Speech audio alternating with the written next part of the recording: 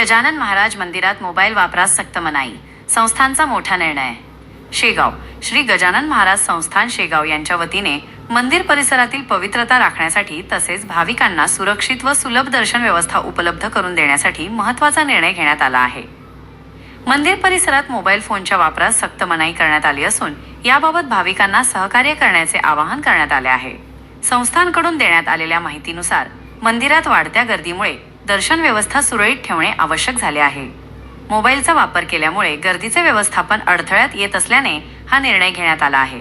त्यामुळे मंदिरात प्रवेश करताना मुख्य प्रवेशद्वारावरच मोबाईल बंद करणे आवश्यक राहणार आहे। तसेच मंदिर परिसरात मोबाईलचा वापर करताना आढळल्यास संबंधितांचा मोबाईल जप्त करण्यात येणार असल्याचेही स्पष्ट करण्यात आले आहे।